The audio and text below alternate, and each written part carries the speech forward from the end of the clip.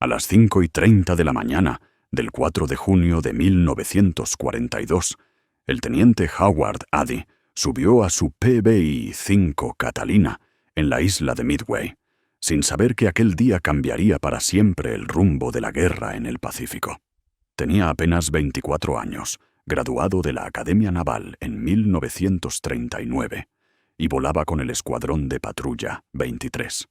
Su avión, con número de cola 23-P-6, flotaba pesado sobre el agua, cargado hasta el límite con combustible para cubrir un patrón de búsqueda de más de 1000 kilómetros. En algún punto, oculto por la oscuridad previa al amanecer, avanzaba la flota japonesa. La inteligencia naval lo sospechaba. Las intercepciones de radio lo sugerían, pero nadie sabía con certeza dónde estaban ni cuándo atacarían. El Catalina no había sido diseñado para combatir, sino para resistir. Un hidroavión bimotor, de alas altas y un ritmo cansino. Apenas 115 millas por hora de velocidad de crucero. Lento, torpe, con un armamento modesto, pero capaz de permanecer en el aire durante un día entero, recorrer más de 4000 kilómetros y detectar cualquier cosa dentro de decenas de millas. En el inmenso Pacífico, donde una flota podía ocultarse en millones de kilómetros cuadrados de océano vacío, el Catalina era la respuesta a un desafío desesperado. Encontrar al enemigo antes de que el enemigo te encontrara a ti. La tripulación de Addy la formaban 8 hombres: su copiloto, Ensign Robert Swan, el navegante, el radiooperador, el ingeniero de vuelo y 3 artilleros. Llevaban 4 meses volando juntos, patrulla tras patrulla desde Midway, viendo siempre lo mismo: agua, más agua y nada más. La rutina era interminable. Despegar antes del amanecer, volar líneas rectas sobre un mar sin rasgos durante 15 horas, volver después de anochecer, dormir y repetir. Pero aquella madrugada se sentía diferente. La base llevaba 3 días en alerta máxima. Cada avión disponible estaba en el aire. Los Marines habían desplegado todos sus cazas. Los bombarderos B-17 estaban armados y esperando órdenes. Todos sabían que los japoneses venían. Lo único que faltaba era saber cuándo y desde qué dirección. Addy despegó a las 4:15, ascendió hasta su altitud de crucero y tomó rumbo noroeste, 315 grados. Su sector de búsqueda cubría un arco de 45 grados que se extendía más de 1000 kilómetros desde Midway. Volaría en línea recta, giraría 15 grados, regresaría, giraría de nuevo.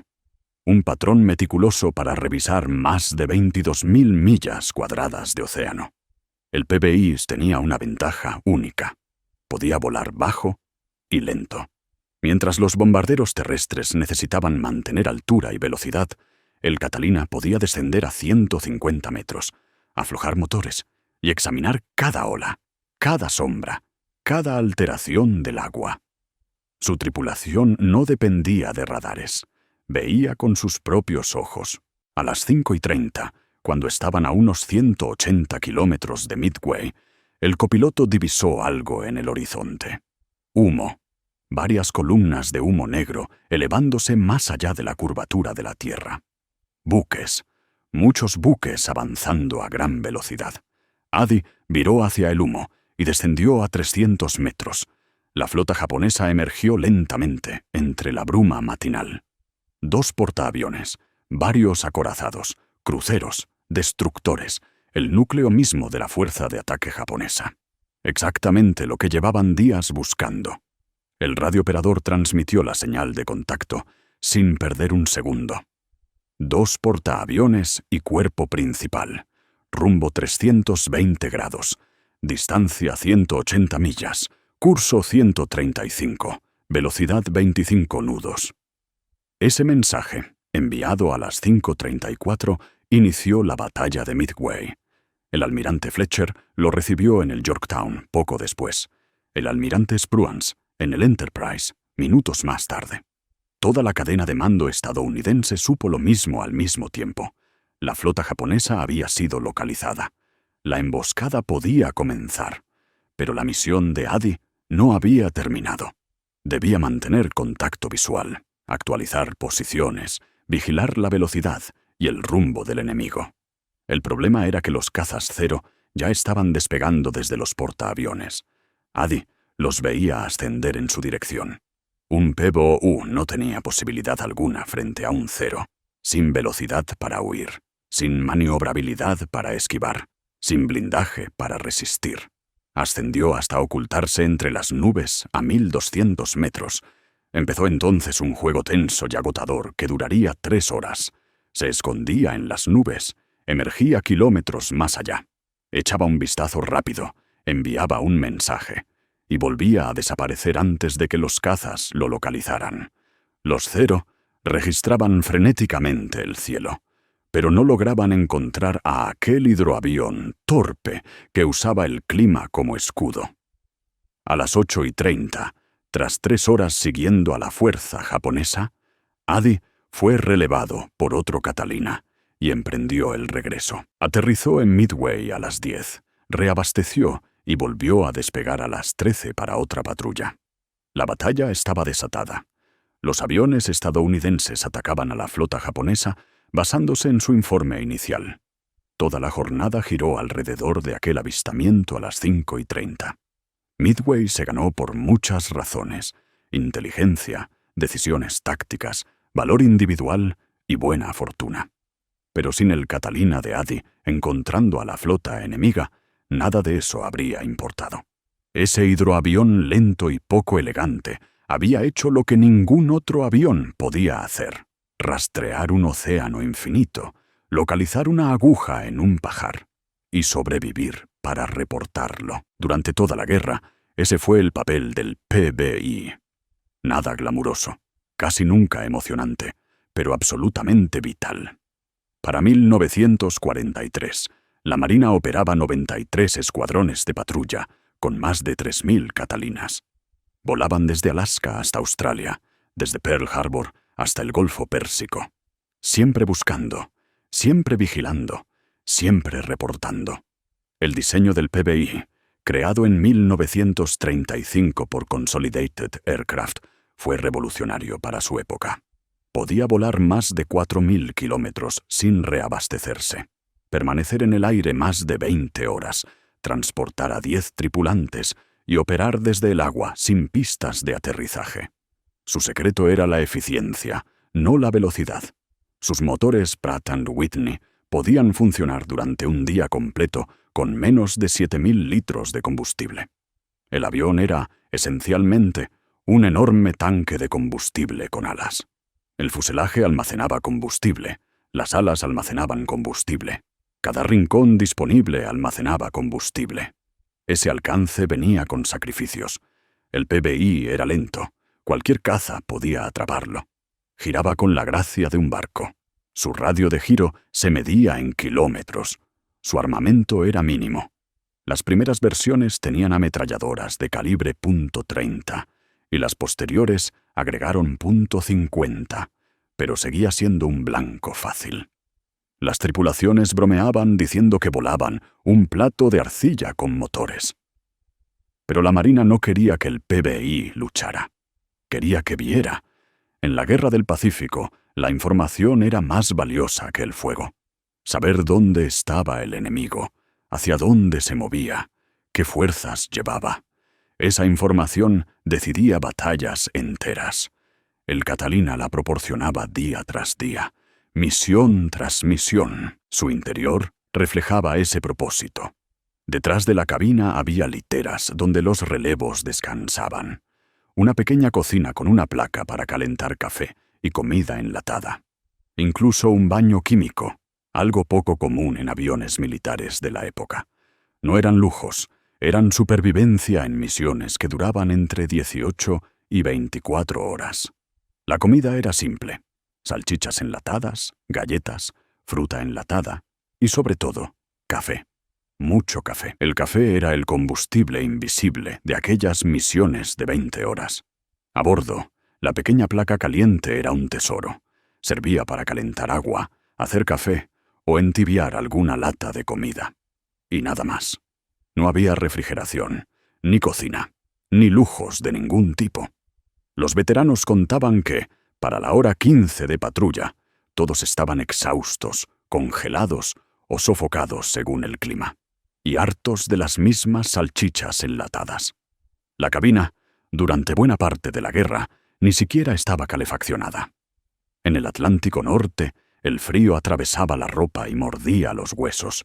En el Pacífico Sur, el efecto invernadero de las grandes ventanas convertía el interior en un horno insoportable. De un extremo al otro, la comodidad simplemente no existía. Pero las tripulaciones se adaptaban. Crearon rutinas para sobrevivir misiones interminables. 3 pilotos rotaban los controles, los demás alternaban posiciones para mantenerse alerta, y las literas ofrecían minutos de descanso. Aunque dormir era casi imposible, con el rugido constante de los motores y la turbulencia sacudiendo el casco. Aún así, una taza de café caliente, allá arriba a miles de metros, valía oro. En una misión que duraba casi un día entero, los pequeños consuelos eran gigantes. La mayor virtud del PBIC era su versatilidad. Podía despegar desde el agua, sin necesidad de una base aérea. Un simple puerto o laguna protegida bastaba para convertir cualquier islote remoto del Pacífico en un punto de operaciones. Atolones como Canton, Palmyra y docenas de manchas de tierra perdidas en el océano se transformaron en portaaviones imposibles de hundir. Además, el avión podía adaptarse a distintas misiones. El PBI-5 era un hidroavión puro. El PBI-5A, en cambio, tenía tren de aterrizaje retráctil que le permitía operar tanto en mar como en tierra, duplicando su flexibilidad táctica. En lugares como las Aleutianas, donde el clima podía cerrar el mar, pero dejar abiertas las pistas, o al revés. Esa cualidad era crucial. Para finales de 1942, la Marina descubrió que el PBI podía hacer algo más que patrullar. Su alcance y su capacidad de volar de noche lo hacían ideal para una misión que nadie había imaginado: atacar barcos japoneses en la oscuridad. Así nacieron los escuadrones Black Cat, fruto de la necesidad y la creatividad. Durante el día, los japoneses dominaban los cielos con cazas y defensas antiaéreas, pero de noche su ventaja desaparecía. No tenían cazas capaces de operar bien en la oscuridad. Sus barcos quedaban expuestos. El desafío era encontrarlos y atacarlos sin radar ni ayudas de navegación modernas. El comandante Clarenstaff cambió para siempre la historia del PBI. Al llegar con su escuadrón CP-12 a Henderson Field, en Guadalcanal, en diciembre de 1942, comprendió que el avión podía convertir la noche en un arma. Los japoneses seguían enviando suministros cada noche en lo que los estadounidenses llamaban el Tokyo Express. Destructores rápidos que descargaban tropas, bombardeaban posiciones y huían antes del amanecer. Taft vio la oportunidad, pero primero debía transformar el avión. Lo pintó completamente de negro, desde las alas hasta los flotadores. Incluso los insignias estadounidenses se oscurecieron. Solo quedaban pequeños números rojos. En la noche, el avión se volvía una sombra. Las tácticas también cambiaron. De día, el PBI volaba patrones metódicos a altitudes constantes. De noche, la clave era la imprevisibilidad. Los Black Cats despegaban al anochecer. Volaban hacia las rutas japonesas y comenzaban a cazar. Volaban bajísimo, a veces a solo 15 metros sobre el agua. Usaban la silueta de las islas para ocultarse. Atacaban desde ángulos inesperados, lanzaban su carga y desaparecían en la nada antes de que los japoneses pudieran reaccionar. El armamento se volvió tan variado como la imaginación de las tripulaciones. Llevaban bombas, cargas de profundidad, torpedos cuando estaban disponibles, e incluso granadas de mano lanzadas por las ventanillas. Una tripulación llegó a atacar un submarino japonés con cócteles Molotov hechos con botellas de cerveza llenas de combustible de aviación. El impacto psicológico fue enorme. Los marineros japoneses, acostumbrados a moverse seguros en la noche, De repente eran atacados por aviones que no podían ver. Ellos mismos los llamaron gatos negros, sin saber que los estadounidenses usaban el mismo nombre. Para ellos, aquellos aviones eran como felinos que surgían de la oscuridad, golpeaban y se desvanecían. El escuadrón VP-54 protagonizó uno de los golpes más audaces. El 21 de febrero de 1943, el teniente William Goff detectó un destructor japonés cerca de la isla Kolombangara. Se acercó a ras del agua, ocultándose en la sombra de la isla. A 800 metros ascendió, soltó 2 bombas de 500 libras y ambas impactaron. El destructor estalló y se hundió en minutos, pero volar así tenía un precio. La noche, la baja altitud, el mar y un avión grande y lento formaban una combinación letal, incluso sin disparos enemigos. La desorientación espacial, las fallas mecánicas y los errores de navegación mataron a muchas tripulaciones. De los 7 primeros Black Cats que llegaron a Guadalcanal, 4 se perdieron en apenas 2 meses. A lo largo de 1943, los Black Cats se multiplicaron. Operaron en las Salomón, Nueva Guinea, las Aleutianas y, más tarde, Filipinas. Cada escuadrón desarrolló sus propias tácticas según el clima y el terreno. En las Aleutianas cazaban submarinos entre niebla y noches interminables. En Filipinas sembraban minas en puertos enemigos. En la Salomón destruían barcazas que movían tropas entre islas. El peligro era constante. En una misión de septiembre de 1943, un PBI del BP-54 fue iluminado por reflectores japoneses durante un ataque.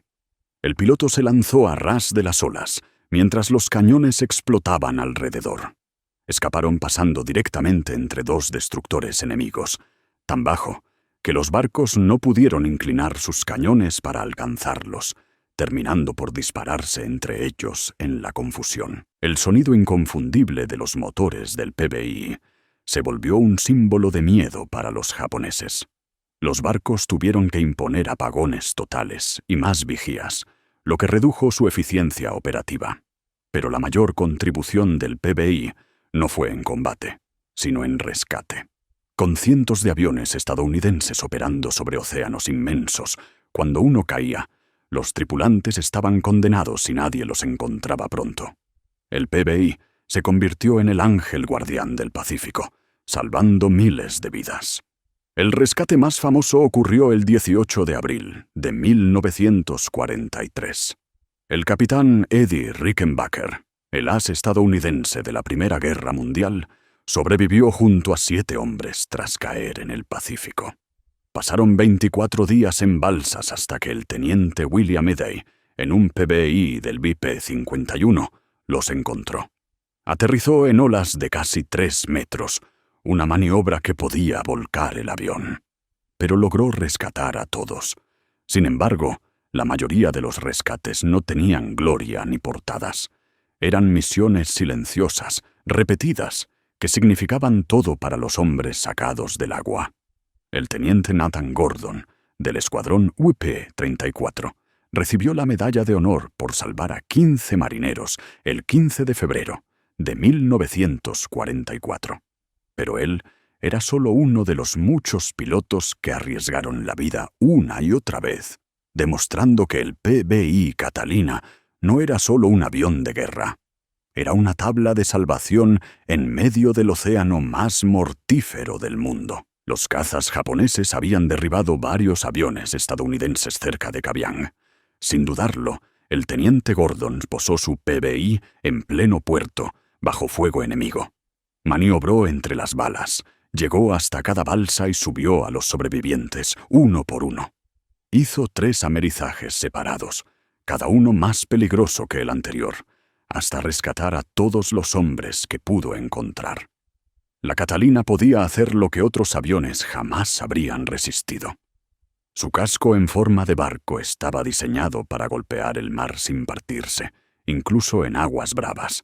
Con pilotos experimentados, podía posarse en olas de 3 metros, aunque cada impacto sacudía al avión, como si fuera un bronco de aluminio saltando sobre una tormenta. Pero resistía. Y gracias a eso, muchos siguieron con vida. Para 1944, la Marina había creado un sistema de rescate organizado al que llamaron Misiones Dumbo, en honor al elefante de Disney. Un PBI patrullaba siempre cerca de las operaciones aéreas, listo para lanzarse al mar en cuanto un piloto caía al agua. Saber que un Dumbo estaría allí cambió la mentalidad de los pilotos. Los volvió más decididos, más audaces, más dispuestos a atacar posiciones difíciles porque ahora existía la esperanza real de ser rescatados. Las cifras hablan solas. Más de 2000 aviadores salieron del agua gracias a una Catalina. Tripulaciones de bombarderos enteras, pilotos de caza, marineros de barcos hundidos. Todos salvados por un avión que se jugaba su propia suerte cada vez que tocaba aguas enemigas. Ningún rescate era sencillo. Cada amerizaje podía terminar en desastre por el clima, por daños o por la presencia del enemigo. La Catalina también revolucionó la evacuación médica de largo alcance. Su autonomía y capacidad para amerizar en casi cualquier parte la convirtieron en un salvavidas para heridos atrapados en islas remotas o barcos dañados. Adaptadas con camillas, podían transportar hasta 8 heridos, mientras un sanitario de la Marina atendía a los hombres durante el vuelo interminable hacia hospitales de retaguardia. Para muchos, ese avión significó literalmente la diferencia entre la vida y la muerte.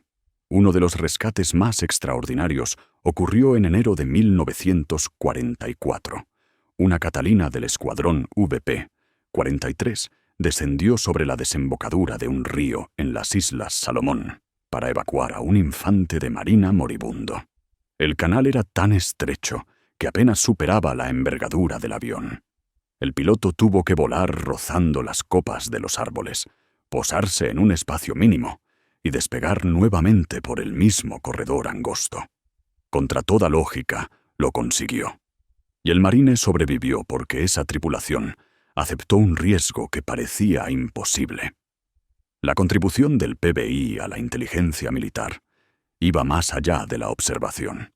Para 1943, algunas Catalinas ya llevaban radar temprano, capaces de detectar barcos y aviones en la noche o bajo nubes densas. Esas tripulaciones se convirtieron, sin saberlo, en los primeros operadores de alerta aérea temprana de la Marina.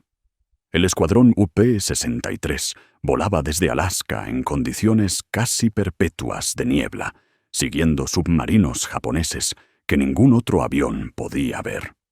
El 11 de mayo de 1943, guiaron a la fuerza naval que recuperó la isla de Attu, orientando a los barcos a través de una niebla tan espesa que ni siquiera podían verse entre sí. Sin ellos, la flota habría quedado dispersa, vulnerable, perdida. La Catalina sirvió en casi todas las naciones aliadas. La RAF británica operó más de 600, patrullando el Atlántico en busca de submarinos alemanes.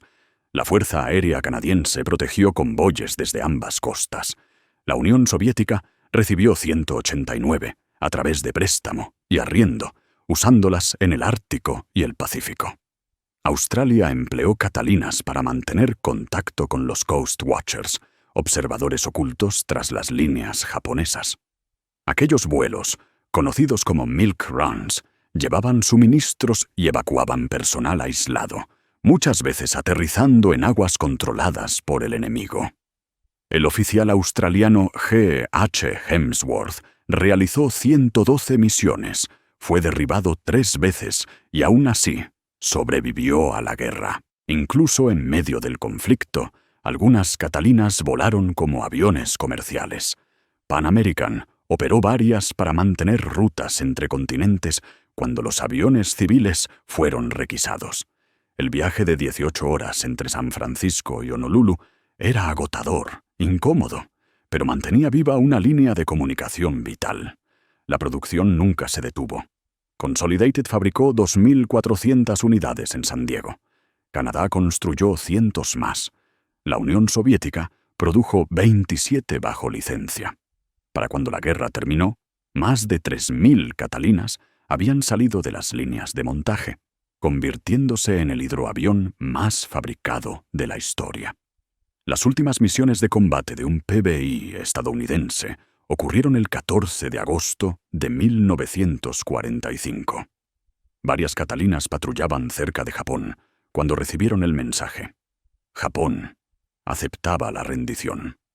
Continuaron sus rutas en silencio y regresaron al amanecer del 15 de agosto, registrando los últimos vuelos operativos de Catalinas en la Segunda Guerra Mundial. Para muchas tripulaciones, la guerra que había empezado en Pearl Harbor por fin había terminado. Pero la historia del PBI no terminó ahí. Muchas siguieron volando en fuerzas aéreas menores. Otras fueron convertidas en aviones de pasajeros. Algunas se convirtieron en bombarderos de agua usados contra incendios forestales. Y unas cuantas todavía surcan los cielos hoy, testimonio viviente de un diseño tan resistente que aún no ha sido olvidado. La Catalina nunca fue la más rápida, ni la más maniobrable, ni la más poderosa. Pero quizá fue la más indispensable. Encontró flotas enemigas cuando nadie más podía. Salvó miles de vidas. Voló misiones de más de 20 horas en soledad, sobre un océano interminable, desde bases que eran poco más que una bahía protegida. Sus tripulaciones no recibieron la gloria de los cazas ni de los bombarderos. Su trabajo era rutinario, monótono, interminable. Pero cuando aparecían en la noche para atacar un convoy enemigo, cuando encontraban la flota que todos buscaban, o cuando descendían en mares furiosos para salvar un solo hombre, demostraban que la victoria en la guerra depende, muchas veces, del trabajo silencioso y constante que nadie ve. El teniente Howard A., quien localizó a la flota japonesa en Midway, sobrevivió a la guerra y llegó a capitán. Casi nunca hablaba de aquella mañana de junio de 1942, en la que su reporte cambió la historia. Cuando le preguntaron años después, respondió que solo estaba haciendo su trabajo: patrullar, buscar, informar. Nada especial, dijo, pero miles de vuelos como el suyo, repetidos por cientos de tripulaciones, recorriendo millones de kilómetros de océano vacío, ayudaron a ganar la guerra en el Pacífico. El PBI Catalina demostró que, en la guerra moderna, ver y comunicar puede ser más decisivo que disparar. La información gana batallas, y durante años ningún avión proporcionó tanta información en tantas condiciones extremas como la Catalina.